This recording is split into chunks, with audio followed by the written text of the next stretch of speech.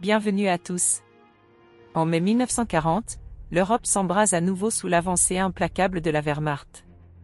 Après la foudroyante campagne de Pologne, Adolf Hitler déploie son armée vers l'ouest dans une offensive éclair destinée à écraser les Alliés. La Belgique, bien qu'ayant déclaré sa neutralité, se retrouve au cœur de la tempête. Le 10 mai 1940, le pays est pris d'assaut par les troupes allemandes dans une campagne qui mêlera innovation militaire, drames humains et résistance désespérée. Aujourd'hui, explorons en détail cette invasion qui a changé le cours de l'histoire. La stratégie allemande, orchestrée par les généraux von Manstein et Guderian, repose sur une idée audacieuse et risquée: passer par les Ardennes, une région dense et boisée que les Alliés considéraient comme une barrière naturelle. Les commandants français, en particulier, jugeaient cette zone impraticable pour des chars lourds.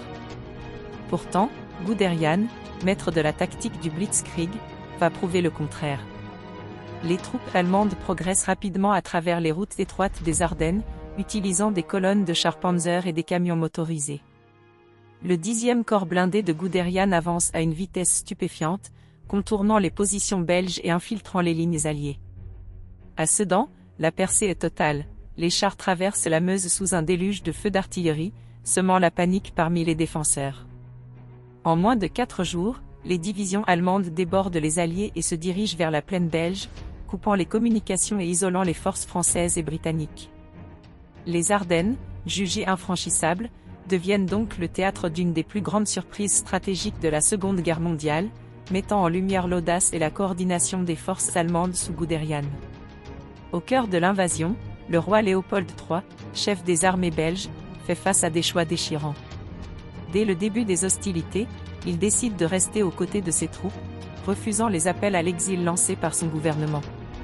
Contrairement à ce dernier, qui fuit à Bordeaux, Léopold se concentre sur la défense militaire de son pays. Sous son commandement, les forces belges mènent plusieurs combats héroïques, notamment autour de la ligne KW, une série de fortifications censées ralentir l'avancée allemande. Cependant, face à la vitesse de la Blitzkrieg et au manque de coordination avec les Alliés, la résistance s'effondre rapidement. Le 28 mai 1940, Léopold se résout à capituler, estimant que prolonger les combats ne ferait qu'aggraver les souffrances des civils. Ce geste est perçu comme une trahison par une partie de la population belge et les Alliés, qui espéraient une résistance plus prolongée. Après la guerre, le rôle de Léopold dans la reddition et son refus de partir en exil continueront de diviser l'opinion publique, marquant durablement son règne. Par ailleurs, la ville de Louvain, déjà meurtrie lors de la Première Guerre mondiale, devient à nouveau un symbole tragique en mai 1940. En 1914, la célèbre bibliothèque universitaire avait été incendiée par les forces allemandes, provoquant la destruction de milliers de manuscrits et d'ouvrages rares.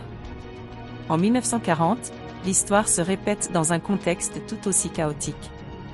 Lors de l'avancée allemande, Louvain est prise pour cible par l'artillerie et les bombardements. Des flammes dévastatrices ravagent la bibliothèque universitaire, détruisant environ 900 000 livres et manuscrits, dont des œuvres uniques datant du Moyen Âge. Les habitants, déjà traumatisés par les souvenirs de 1914, tentent désespérément de sauver ce qu'ils peuvent, mais l'ampleur des destructions est irréversible. Cette nouvelle tragédie choque l'Europe et le monde intellectuel.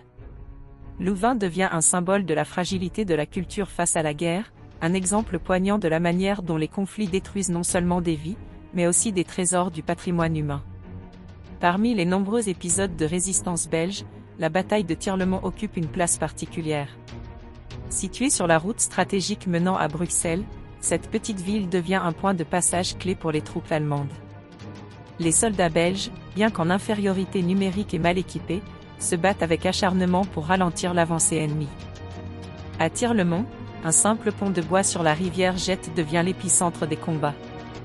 Les Belges, utilisant des moyens rudimentaires, parviennent à retarder les chars allemands pendant plusieurs heures, permettant aux populations civiles de fuir.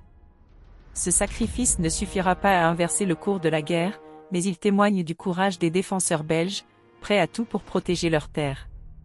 Après avoir percé les lignes alliées dans les Ardennes, la Wehrmacht se déploie en éventail à travers la Belgique et la France, encerclant méthodiquement les forces ennemies.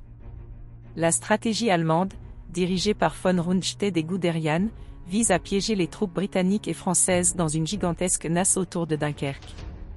Le 15 mai 1940, les Panzers traversent les plaines du Nord, capturant des milliers de soldats alliés surpris par la rapidité de leur avancée.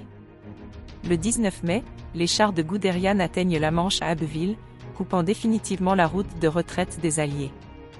Les soldats britanniques et français, désorganisés, se retrouvent acculés sur une bande côtière étroite, entourés par des divisions blindées au sud et par la mer au nord. Cependant, un ordre controversé d'Hitler stoppe temporairement les divisions blindées. Certains historiens avancent qu'Hitler souhaitait épargner ses chars pour la prise de Paris, tandis que d'autres y voient une tentative d'encourager une paix négociée avec le Royaume-Uni. Ce répit permet aux Alliés de lancer l'opération Dynamo, l'évacuation désespérée de Dunkerque, où près de 330 000 soldats seront sauvés par une flottille improvisée de navires militaires et civils. En moins de 3 semaines, la Belgique est envahie. La stratégie du Blitzkrieg, combinant rapidité, coordination et puissance de feu, laisse les Alliés désemparés. Le 18 mai 1940, Bruxelles tombe aux mains des Allemands. Quelques jours plus tard, les troupes atteignent Dunkerque, scellant le sort de la campagne. En conclusion, l'invasion de la Belgique en mai 1940 est un épisode marqué par des erreurs stratégiques, des actes de bravoure et des drames humains. Si ce récit vous a éclairé, pensez à liker cette vidéo et surtout à vous abonner à la chaîne pour d'autres récits. Merci pour votre soutien, et à bientôt pour de nouvelles explorations historiques.